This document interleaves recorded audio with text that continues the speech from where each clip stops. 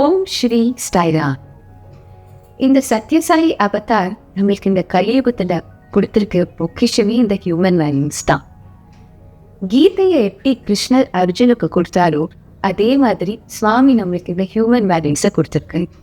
நம்ம இந்த ஹியூமன் வேல்யூஸை நம்மளோட தினசரி வாழ்க்கையில நம்ம ஃபாலோ பண்ணோம்னு நம்மளோட லைஃப் ரொம்ப அதோட வேல்யூவே இன்க்ரீஸ் ஆகும், நம்மளோட மதிப்பு உயரும். இப்போ சத்தியம் தர்மம் இதை எடுத்துக்கலாம். சத்தியம் பத தர்மம் ச.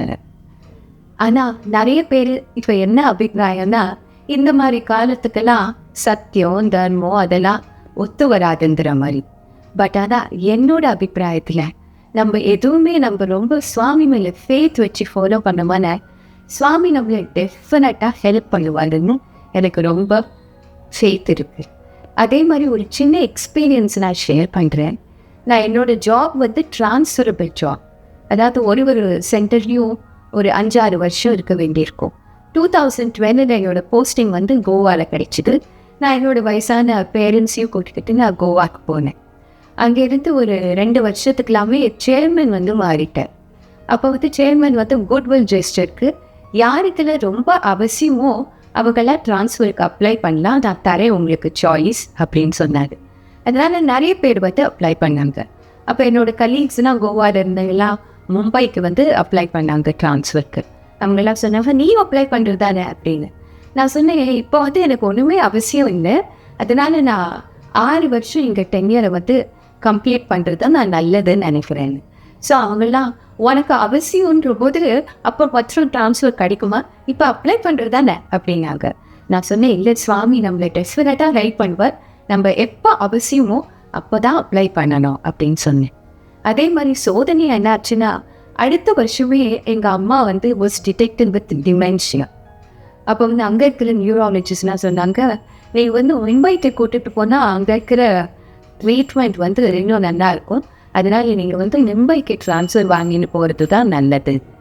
நான் ட்ரான்ஸ்ஃபர் அப்ளை பண்ணலான்னு ஹெச்ஆர் டிபார்ட்மெண்ட்டை கேட்டால் அவங்க சொன்னாங்க எல்லா வேக்கன்சிஸும் ஃபுல்லாக இருக்குமா, போன வருஷமே சேர்மன் எல்லாருக்கும் ட்ரான்ஸ்ஃபர் கொடுத்துருக்காங்க, ஆல்மோஸ்ட் உனக்கு கிடைக்கிறது சான்ஸே கிடையாதுன்னு. பட் நான் அப்போ கூட நான் சுவாமி மேலே ஃபேத் வச்சு நான் அப்ளை பண்ணேன். அப்போ எங்களோட ட்ரான்ஸ்ஃபர்லாம் மார்ச்சில் தான் வரும். அப்போ ஆனுவல் க்ளோசிங்கோசரம் 31 மார்ச் நாங்கள் ஆஃபீஸில் இருந்தோம், 1 மணி 2 மணி இருந்தோம். அப்போ எனக்கு ஒரு கால் ஹெட் ஆஃபீஸ்லேருந்து. நான் நினச்சேன் இது அக்கௌண்ட்ஸ் ரிலேட்டட் இஷ்யூ அப்படின்னு நினச்சேன். ஆனால் அது என்னோடய ஃப்ரெண்டு சவிதாங்க ஃபோன் பண்ணி சொன்னால் ரமா ட்ரான்ஸ்ஃபர் லிஸ்ட் அவுட் ஆகிருக்கு, உன்னோட பேர் மும்பையில் இருக்குது அப்படின்னு சொன்னான். எனக்கு ரொம்ப ஷாக்கு. நான் சொன்னேன் ஐயோ ஷியோர் சொன்னேன், ஆமாம் உன்னோட பேர் மும்பையில் இருக்குது. நான் சுவாமியை ரொம்ப தேங்க் பண்ணேன். அப்புறம் நான் போய் அங்கே ரிப்போர்ட் பண்ணேன் மும்பையில். அப்போ அங்கே முன்னாடியே ட்ரான்ஸ்ஃபர் ஆகி போனவங்களாம் ரொம்ப ஆச்சரியப்பட்டாங்க எனக்கு ட்ரான்ஸ்ஃபர் கிடைச்சிருக்கணும். அதோடு இல்லை அவங்களாம் என்ன கேட்டாங்க உன்னோட ட்ரான்ஸ்ஃபர் கண்டிஷனலாக அன்கண்டிஷனல். நான் சொன்னேன் இது என்னது எனக்கு ஒன்றுமே தெரியாது அப்படின்னு. அவங்க சொன்னாங்க அவங்களோட ட்ரான்ஸ்ஃபரில் கண்டிஷனல், அதாவது 3 வருஷம்தான் அங்கே மும்பையில் இருக்கலாம். நான் போய் ஹெச்ஆர் டிபார்ட்மெண்ட்டை கேட்டேன் என்னோட ட்ரான்ஸ்ஃபர் எந்த மாதிரி அப்படின்னு. அவங்க சொன்னாங்க நீ கவலைப்படாதம்மா, உன்னோட ட்ரான்ஸ்ஃபர் அன்கண்டிஷனல் ட்ரான்ஸ்ஃபர், அதாவது நீங்கள் 6 வருஷம் இங்கே இருக்கலான்னு.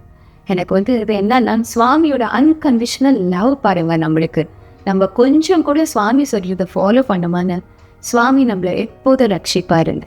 ஜெய் சாய்ராம்.